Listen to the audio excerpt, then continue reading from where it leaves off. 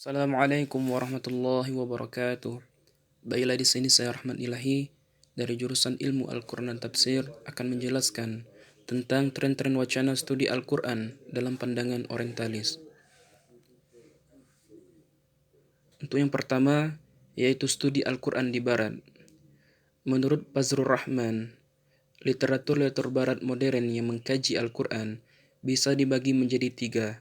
Yang pertama, karya-karya yang berusaha mencari pengaruh Yahudi Kristen di dalam Al-Quran.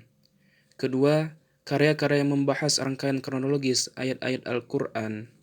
Kemudian yang ketiga, yaitu karya-karya yang menjelaskan keseluruhan atau aspek-aspek tertentu dari Al-Quran, di mana dalam kasus penelusuran pengaruh Yahudi Kristen dalam Al-Quran, beberapa orientalis ingin membuktikan bahwa Al-Quran sangat terpengaruh oleh tradisi agama Yahudi atau Kristen, dan Muhammad merupakan penganut salah satu agama tersebut. Bahkan, sebagian orientalis mengatakan bahwa Muhammad merupakan salah satu murid dari kalangan Yahudi. Kemudian yang kedua, yaitu penerjemahan Al-Quran. Kajian Al-Quran mulai menggema di dunia barat setelah munculnya beberapa terjemahan yang dilakukan oleh beberapa kalangan orientalis. Kajian sarjana barat terhadap Al-Quran itu dimulai sejak abad ke-12 dengan diterjemahkannya Al-Quran ke dalam bahasa Latin oleh Peter de Venerable dan Abbot of Cluny, di mana terjemahan ini kemudian disempurnakan oleh Robert of Ketton atau Robert of Kester, yaitu pada tahun 1143. Setelah selesai diterjemahkan, barulah kemudian diterbitkan untuk pertama kalinya, yaitu pada tahun 1543 Masehi. Kemudian terjemahan inilah yang menjadi cikal bakal lahirnya berbagai macam terjemahan Al-Quran ke dalam bahasa Eropa. Paling tidak terjemahan Robert of Ketton telah menginspirasi banyak kalangan sarjana barat untuk mengkaji Al-Quran, di mana terjemahan Al-Quran dalam bahasa Latin kedua ini dilakukan oleh pendeta Italia Ludovico Marrasi dengan mesin cetak. Hasil terjemahannya kemudian diringkas oleh seorang Yahudi beragama Kristen, yaitu Christian Reineccius, di mana edisi ini hanya menerbitkan teks Latinnya saja dengan menambahkan beberapa catatan yang dianggap penting. Ukuran terbitan Reineccius relatif kecil yang seukuran saku supaya mudah dibawa kemana-mana.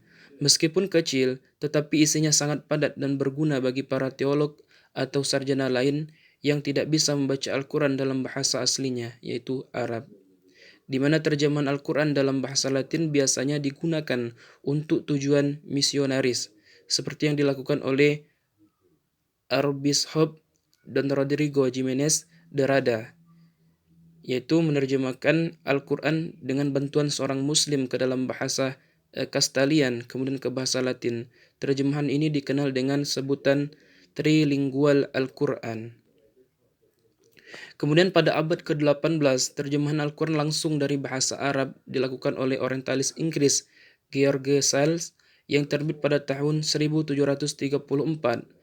Terjemahan ini kemudian diikuti oleh Claude ke dalam bahasa Prancis tahun 1786 dan Friedrich ke dalam bahasa Jerman tahun 1773. Berbeda dengan terjemahan orientalis lainnya, karya Sel yang berjudul The Quran, commonly called The Al-Quran of Muhammad, yaitu terbit di London tahun 1734, masih beredar sampai sekarang dengan 120 edisi, meskipun banyak dikritik oleh sebagian sarjana Muslim karena mengandung beberapa kesalahan dan kekeliruan penerjemahan. Karya tersebut tetap menjadi standar rujukan dalam bahasa Inggris sampai akhir abad ke-19. Perlu diketahui bahwa Sel menulis terjemahan Al-Quran dengan tujuan misionaris.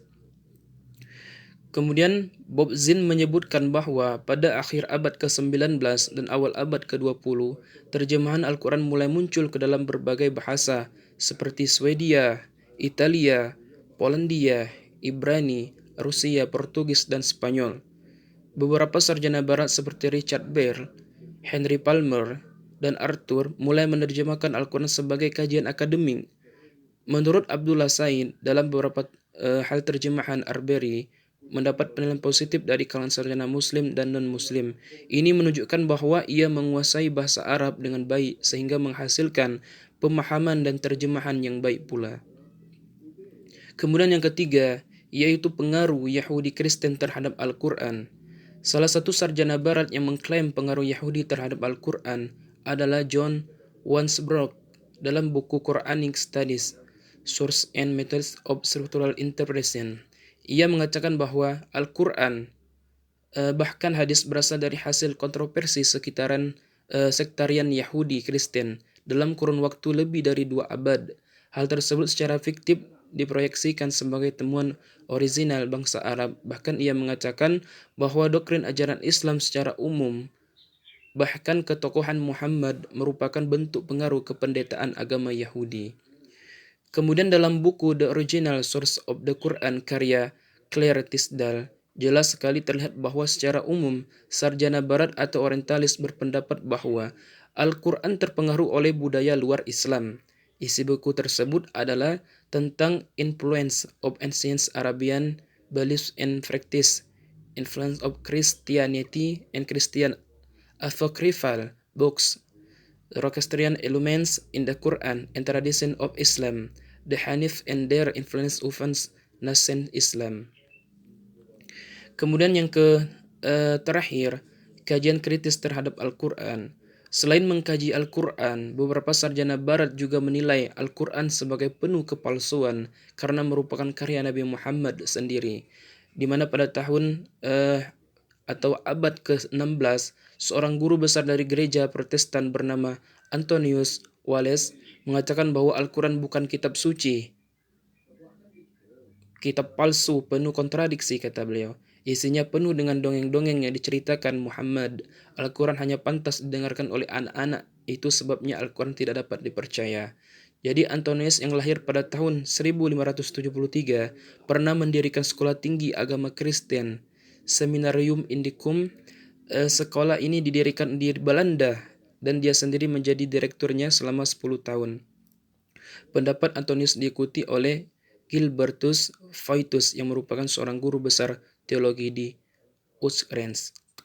Oke, sekian, terima kasih mengenai tren-tren wacana studi Al-Quran dalam pandangan orientalis. Lebih dan kurangnya saya mohon maaf. Assalamualaikum warahmatullahi wabarakatuh.